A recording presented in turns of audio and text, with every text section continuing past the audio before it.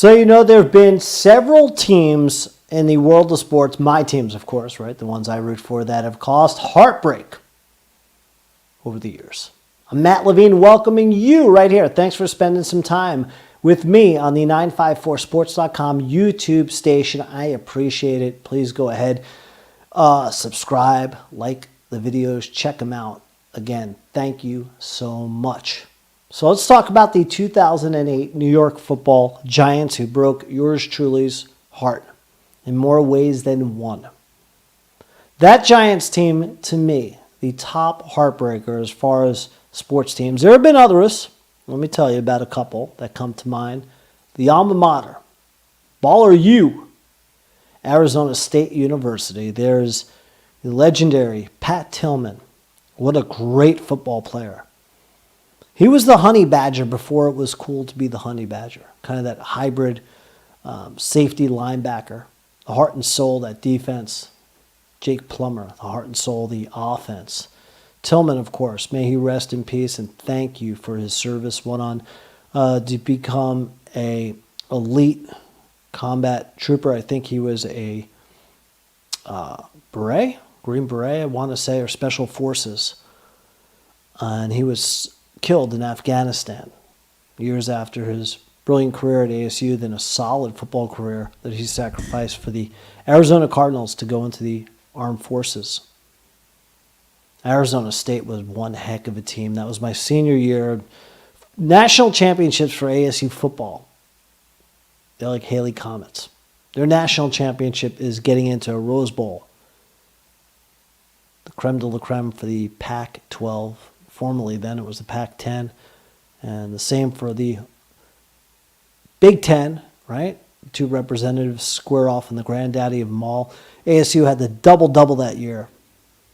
They went to the Rose Bowl and had a chance as a second-ranked team to go undefeated and be the undisputed national champ, but they would come up short in the Instant Classic, falling late to the Ohio State University. And of course, there was this little episode back in 2004. There were actually 4 episodes. Yankees have a 3-game lead to 0, up 3-love in the 2004 ALCS. Red Sox make history, becoming the first team to ever come back from 3-love, winning the series 4-3. David Ortiz and the Red Sox erased the curse of the Bambino by erasing the Yanks and hop, skip, jumping their way into the World Series. They would take the title, and the rest is history. But the team that broke my heart, ultimately more than any other, were the 2008 New York Giants, who more or less did it Corleone style. I know it was you, Fredo. You broke my heart. And the Giants certainly broke my heart. Giants break my heart, and that is a loss, again, I will never forget that season. A loss being the opportunity to win back-to-back championships. Giants would go on to win the 2011 Super Bowl. After winning that improbable 2007 Super Bowl, heading into 2008, the Giants had a chance to repeat as champs. They were cruising. I mean cruising. Now, the New York Post, in their alternative reality series, did a great job of covering the woulda, coulda, shoulda by catching up with several former Giant players last week in their series of articles. Caught up with the hog molly of them all, Chris Snee, the Pro Bowl left guard. Another player that they caught up with was the great Justin Tuck. Look what he had to say about Plaxico Burress and the Giants in 2008 as I get into it. I thought if Plaxico didn't shoot himself, we were the best team in the NFL that year. Tuck, arguably, could have been the MVP in Super Bowl 42 in 2007. What a game. Forced fumble, a couple sacks. Man, that Giants line did some job on Brady. They hit him 20 times in that game. What an improbable win. What a great win. Get to some of the magic and the highlights in a moment. To start 2008, the Giants went on an absolute roll. They opened up 16-7 winners in East Rutherford over the Washington Redskins. They win a thriller in Week 3 against the Cincinnati Bengals at home. I remember this, won 26-23 in overtime. John Carney, how about a name from Blast from the Past, 22-yard field goal. And the Giants were rocking and rolling. They would win 9 out of their first 10 games. Plaxico in Week 10 against Arizona, he would get hurt. Hamstring injury. He was iffy for Week 11 in D.C., the Sunday after Thanksgiving. Giants would look to get the sweep over the Redskins, who I told you a moment ago. They opened up with the win, right? That Friday, Black Friday. Plaxico and a couple of his teammates, Matt Bradshaw, Antonio Pierce, head into New York City to go to a club. Plaxico loosely carrying a 9mm pistol in his jeans, slips out as he's walking up some stairs, shoots himself in the thigh. And someone up there was on his side because not a fatal injury. He didn't hurt anyone else, thank goodness. But it derailed his entire career as a New York Giant, derailed the team that was on a run, and it derailed the chances for a back-to-back championships, and it derailed the chance of the Giants becoming a dynasty. You can basically say EOS, right? End of story. At least that was my feeling. I remember when he got in trouble. When I first heard it, the first thing I said, I'm not going to say the expletive, I'll say the acronym, WTF. Huh? And then the second thing was, he's in trouble. Because New York State has extremely tough gun laws. And you knew sooner or later he would be in big trouble. And eventually he was. They got a hold of him. They got a hold of the 9mm. And Plaxico Burress, who a year earlier had stamped his legacy into Giants greatness in that Super Bowl 42 win. The Giants winning Super Bowls in 86 and 90, respectively, with the great Bill Parcells teams. They captured my heart. But in 2007, it was special. Patriots had a chance to become the second team in NFL history, the first since the 72 Dolphins, to go undefeated. Giants and Patriots squared off in the regular season finale that year. Giants lost, kind of a heartbreaker. But I remember saying, and I think all Giant fans will collectively agree with me, remember saying the Giants may have something special because they stepped up.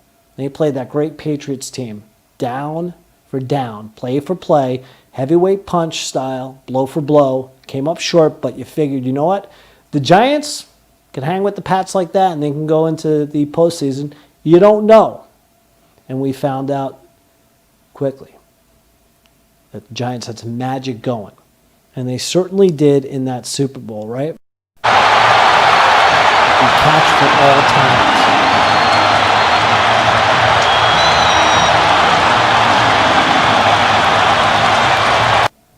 Let's wind it back here. Here we go. Let's start from the beginning. There's Tyree's catch for all times. Right here. And then I'll let you take a listen to the call in its entirety of Plaxico with the game winner.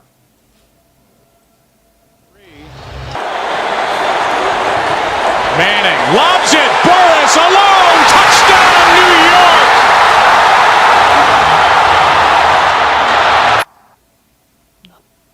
Wow. Now tell me that wasn't magical. Even if you're not a New York Giants football fan. What a great moment. Then the following year, grabs headlines for doing probably the dumbest thing an athlete can ever do, besides carrying the gun around with them without a holster to begin with. Shouldn't have had the gun. Didn't have it properly concealed. And he shoots himself. Completely idiotic. And again, lucky he didn't hurt anyone else, kill anyone else himself. He would wind up doing the time for the crime. Got sentenced to 2 years in state prison in New York for felony weapons charges. Would do 21 months thereabouts. Right? And then he would face 2 years probation. That was the start of some legal troubles for Plaxico. A civil suit in 2008. Civil suit in 2010. And then he had tax evasion charges come his way in 2015 in New Jersey. Went on to resume his career. Was never the same. Finally got back on the field in 2011. Played for the other Big Apple football team in the Jets. Had 45 catches. I remember him having a lot of touchdowns. He had 8 of them. The next year wound up finishing his career with the team that he started with, and that was the Pittsburgh Steelers. But he wasn't the same with Pittsburgh, as he had 4 catches in 4 games. As for the Giants, without Plaxico, they resumed their season the week after his last game as a Giant in Week 10. As I said, he had hurt his hamstring against the Cardinals in that win, so the Giants were 9-1, took on the Redskins the Sunday following Thanksgiving. They won. They wound up losing their last 4 regular season games. Wound up 11-5, and it's a team that could have easily gone 14-2. I remember them losing a heartbreaker to the Vikings by a point, 20-19. Ryan Longwell, with like 5 seconds left, booted a 50-yard field goal. The Vikings got in the playoffs. They were a hotter team than the Giants, and certainly a less talented team than the Giants. And the Giants got into the playoffs, top seed, divisional round. Get the first round bye, take on a weak Philadelphia Eagles team. Thinking baseball, I guess, right? Subconsciously. The Eagles, who were without Brian Dawkins. I remember this vividly, right? I remember thinking that whole game, Plaxico was there. Giants win. No one could have covered Plaxico. The best player that could have was Dawkins, and he was out. He would have been the difference maker. Giants lose a lackluster game to the Eagles in the divisional round, 23-11. 3 turnovers. Eli's performance was lackluster. Defense didn't show up. The Eagles advanced to the playoffs. Arizona Cardinals wound up advancing to the Super Bowl against the Pittsburgh Steelers. Interestingly enough, that season in 2008, the Giants took care of both Arizona and Pittsburgh with road victories. They would have beaten either one. Again, woulda, coulda, shoulda. Giants tried to continue on without Plaxico. It just wasn't the same. I love this guy right here, Amani Toomer. Flies under the radar, I think, as the Giants' best receiver of all time. Not flashy, but he got the job done. Was a good teammate, a good guy. Represented the organization well. A big fan of Amani. Class act. Giants had Steve Smith. Remember Hickson. They just didn't have the talent that Plaxico Burress provided them. And that size that Plaxico Burress provided them. And all the talent and everything he brought to the table, Super Bowl 42, they could have used from 2007 into 2008. Instead, the Giants would fall, and there would be no parade in New York for the second straight year. I remember being incredibly bummed. I was a sports radio morning guy with WSTC, WNLK in Connecticut. And in 2007, I had something that prevented me from going in and doing my sports reports live from the ticker tape parade in Manhattan, which is about 40, 50 minutes from the studios in Norwalk. I said, if the Giants get back there next year, I'm going. They should have gotten back there the year after, and I should have went. Giants had a good team in 2008, right? We can never forget Earth, Wind, and Fire. Jacobs, Ward, Bradshaw. Again with the hog mollies like Snee and Tuck. That team was all set and ready to go on and win another championship, but not meant to be. Fortunately, though, for Big Blue, they would get beyond Plaxico. They would move on to other talents and salsa their way into a Super Bowl championship in 2011. Their fourth in franchise history, and that's the last time the Giants were champions. Again, should have had 3 in 5 seasons. That would have qualified them as a dynasty, but they didn't. So as they say, the rest is history. Things happen for a reason sometimes. What the reason was, 2008, I have no idea. It was just a missed opportunity. And Plaxico, you can't blame him entirely. I know, it's a team game, right? 53 guys on the roster. You win and lose with 53 each and every Sunday. But I'll tell you this much. When he shot himself and he was taken out of the lineup, he put the old whammy on the Giants. And that's that. That's the heartbreak that I'll have to live with, and all Giant fans will have to live with for eternity.